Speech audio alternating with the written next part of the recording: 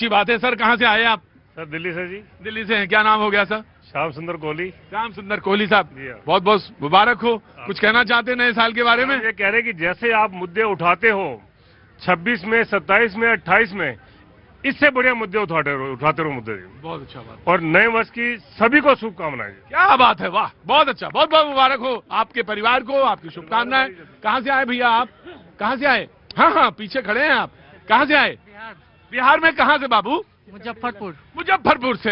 ऐसे ही लीची जैसा जीवन हो, खूब मीठा, है ना, खूब मीठा चकाचक हो, है ना भैया, खूब आनंद हो, मंगल हो, मुस्कुराते रहो, और ये जो चेहरा है वो लटका न रहे। और बहन कहाँ से आई हो तुम? इधर आओ, पास आओ हमारे, आओ पास आ जाओ। हाँ, कहाँ से आई? मऊ। मऊ से। क्या नाम है? पल्लवी शर्मा। पल्लवी। और दोपहर से घूम रही तो थक गई हो तुम्हें लग रहा? नहीं, अभी आए हैं। अभी आए? अरे थको ना, थोड़ा बहुत देख दाख के से चले जाना, है ना। खूब आनंद हो, खूब मंगल हो परिवार में। हाँ बाजी, कहाँ से आ गए? जम्मू से। जम्मू से, जम्मू से। चेहरा ही बता रहा है। हाँ जी, मुझे पता है। हाँ जी, मेरा चेहरा ही खिलता हुआ समझ में आ गया, जम्मू से हैं जी। वो जो लोग हमारे साथ आज मौजूद हैं उनसे मैं आपका तारुफ कराता हूं, परिचय कराता हूं। राहुल त्रिवेदी जी बीजेपी का पक्ष रखेंगे, बहुत बहुत शुक्रिया। प्रभात कुमार जी कांग्रेस का पक्ष रखेंगे, बहुत बहुत शुक्रिया। ये दोनों लोग जो हैं बिहार से आते हैं, बहुत बहुत शुक्रिया। राघवेंद्र दुबे जी समाजवादी पार्टी से आते हैं, बहुत बहुत शुक्रिया, thank you so much. Swati Tiwari ji कवियत्री भी हैं, और आज उनसे कविता सुनी जाएगी। हाँ, रोज रोज यही बोलती हैं, जितनी थोड़ी देर कुछ कम बोलना और कविता सुना देना। वैसे प्रभात जी भी ध्यान रखना, प्रभात जी भी कवि हैं, बहुत बहुत शुक्रिया, थैंक यू सो मच।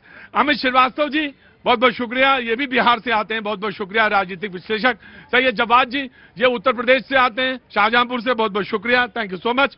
और हमारे ऑटो वाले उपाध्याय जी, बहुत बहुत शुक्रिया। मेरा तो मन चलता है कि आप सारे लोगों से परिचय पूछता रहूं और सारी सारी बातें करता रहूं आप ही लोगों से। जी नमस्ते, कहाँ से आना हुआ आपका?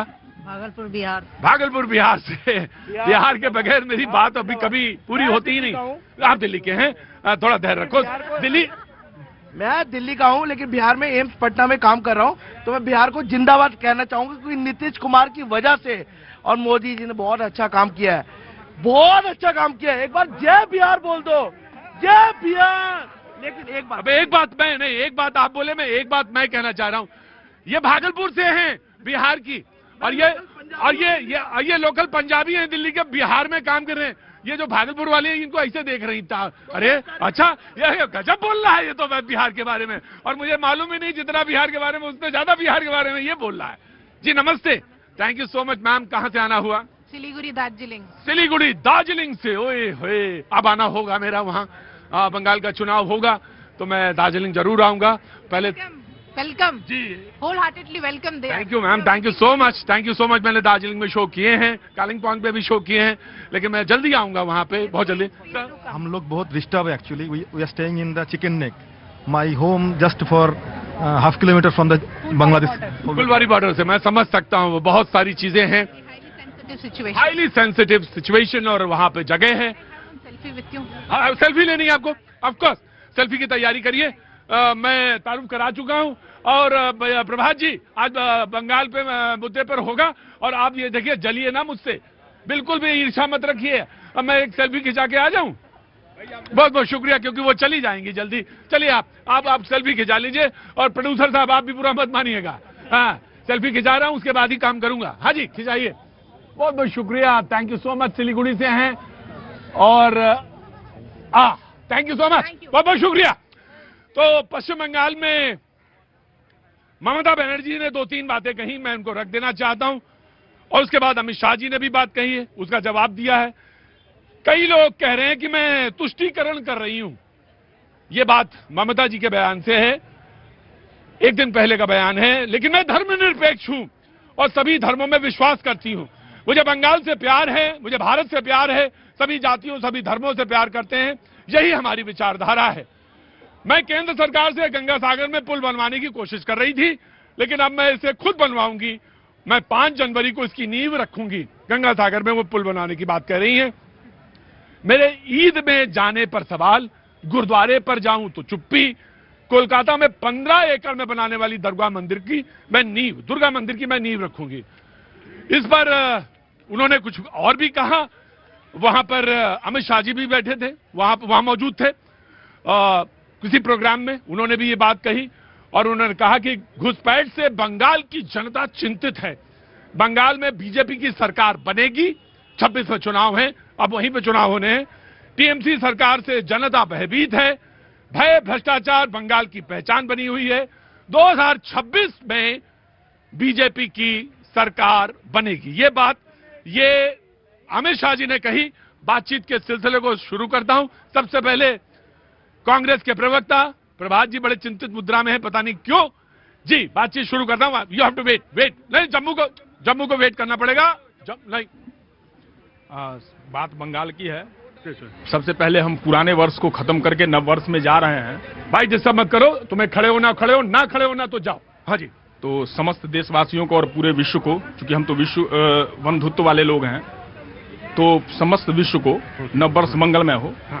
और बंगाल पर ममता दीदी ने कहा, माननीय गृह मंत्री जी ने कहा, मुझे अच्छा लगता, मतलब एक आम हिंदुस्तानी के तौर पर मुझे ये अच्छा लगता। हाँ ठीक है, गंगा सागर पर पुल भी बनाइए, आप दुर्गा आंगन भी बनाइए, कोई मंदिर बनाए, कोई मस्जिद बनाए, मुझे इसमें कोई आपत्ति नहीं है। लेकिन मुझे अच्छा ये लगता जब दोनों तरफ से ये कहा जाता कि हमारी सरकार आएगी और मैं विश्व स्तरीय यूनिवर्सिटी बनवाऊंगा और वहां पर बंगाल ही नहीं आसपास के प्रदेश के युवा भी आएंगे और वहां पर शिक्षा ग्रहण करेंगे। मुझे अच्छा लगता जब यह कहा जाता कि एक विश्व स्तरीय अस्पताल जिसमें सारी सुविधाएं उपलब्ध होंगी वो मैं बनवाऊंगा और लोगों का मुफ्त इलाज होगा। जब यह कहा जाता कि रोजगार परक शिक्षा दी जाएगी और रोजगार का अवसर देने का हम काम करेंगे, तब मुझे बहुत अच्छा लगता। लेकिन ये धर्म की राजनीति कोड है इस लोकतंत्र के लिए। क्या है? कोड। और उस कोड को जो पनपा रहे हैं, ये खेल बहुत बुरा है। इस देश की आने वाली पीढ़ी के लिए, भविष्य के लिए बुरा है।